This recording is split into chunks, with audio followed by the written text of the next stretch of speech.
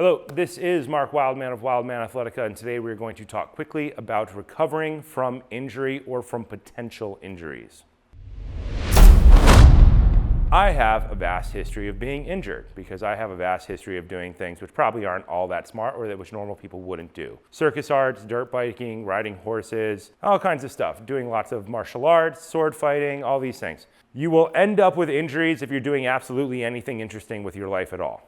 So let's talk about recovering from injury. Last week I was riding my dirt bike out by Joshua Tree. It's super sandy. I'm not really used to that much depth in sand and sliding around. And I was coming downhill to a sharp descending left turn, and I dropped it and came over the handlebars and landed on my, of course, bad surgical side, which always happens for some reason. It's never my surgical side that gets hurt. It's always the opposite side of my body.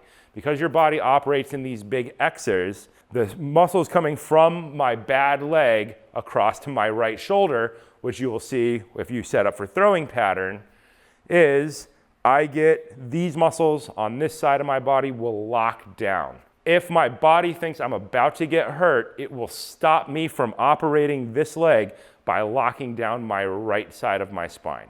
I didn't get hurt, but my body thought I was close enough to injury that my body locks down in order to keep me from moving. And it slows you down. This is one of those, you're not injured, but you're potentially injured, so your body will lock down certain muscles and seize up. This is what a lot of back pain is. Your body's trying to keep you from moving fast or doing anything dumb until your body's sure it can work itself out. So when this happens to me, and this happens quite a bit because I've had quite a few injuries, I know when it's coming, I can feel it, and I go, okay, what do we do as a recovery strategy immediately? Because you can't just, if you do one more workout, you're definitely gonna end up hurt for 3 to 4 weeks. What do you have to do? Drop intensity on everything.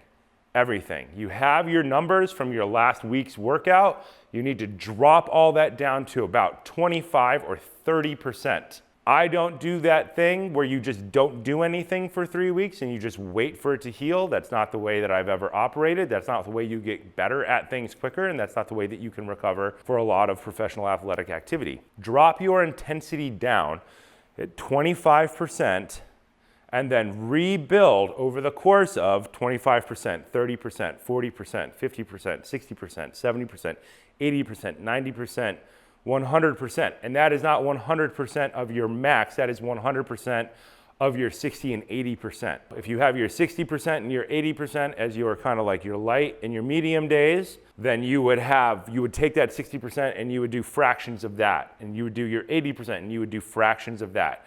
And it will take you 2 weeks to build back up, but you will keep moving. You will not be totally out of the game. You will be recovering. So you'll still be able to do other types of training in there, but the goal is to take it, strip it apart, and then rebuild it. When we rebuild back up from a potential injury or from an injury, we always start with just moves that we know. This is how I do it anyway. If you learned swings first, then you would start with swings. You would start with deadlift, then you would start with swing, then you would start with clean, then you would do press. You would drop that weight way down and you would add it up for time. So instead of doing sets of 3 to 5, you would set a timer for 30 seconds and you would do cleans for 30 seconds with a really light weight, cleans for 30 seconds with a really light weight, presses for 30 seconds, presses for 30 seconds, clean and press, snatch, snatch. And you would go through all the movements that you know and rebuild them with that fractionally light weight or that fractional amount of time. And what 25% is for you is up to you to figure out. Once again, we're going to let you be smart enough to figure it out. Figure out how to take your intensity way down so that you're not freaking your body out so much that it locks itself up and stops you from moving, but you have to reconvince your body gently over the course of a couple of days that you're actually not hurt and that you are fine and that you can continue. Simple strategy. Most people don't do it. I don't know why not. So for me, what I did, I felt like I was getting pretty tweaked up. Yesterday, I woke up and I got a 10-pound club and I did 20 minutes on the clock, 1 minute left, 1 minute right, 10 variations, 20 total minutes. And then I did a 20-minute stretch thing. I used a 10-pound club. I can easily single hand a 35-pound club, so I am way down there in percentage. I stacked it up and I just did time instead of counting reps, and I kept myself under move and I kept it loading. Moving your body around slowly and then rebuilding those movement patterns allow you to find which thing doesn't work. For me, it was left hand rotating inside. That was the one that didn't want to move. So we go through all of our learning patterns over again, rebuild it, find it, and then take that out. My body doesn't want to rotate that way. And then once I figure that out, I figure out which movements cause me to rotate that way, and I rebuild them with an equal and opposite number rotating the other way. Left hand doesn't want to rotate inside, then we also spend left hand rotating outside, and then we balance it equally with our right hand. Whatever is messed up in there, it's not just one thing. It's going to be all the things interconnected with each other. Today, what I did was I grabbed a 10-pound mace. I can easily do 35-pound mace.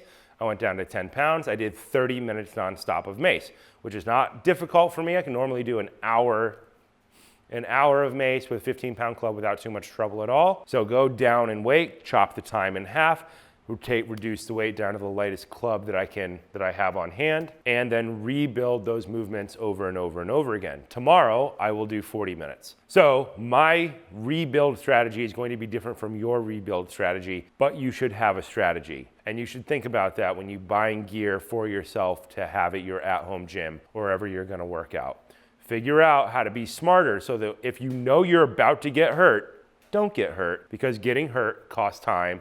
It costs money. It's better to take a week or two at lower intensity, but you really only have 5 days at lower intensity before you're back up into developing good strength skills. Before you get back into that, the last 4 workouts are just really kind of like minor low days or minor medium days. But the goal is to only have about 5 days down instead of being forced to take 3 weeks down by doing that one extra hard workout, which is going to push you into overtraining or is going to tweak you up. And that's going to cost you time, and it's going to cost you money, and it's going to cost you training. This has been Mark Wildman of Wildman Athletica.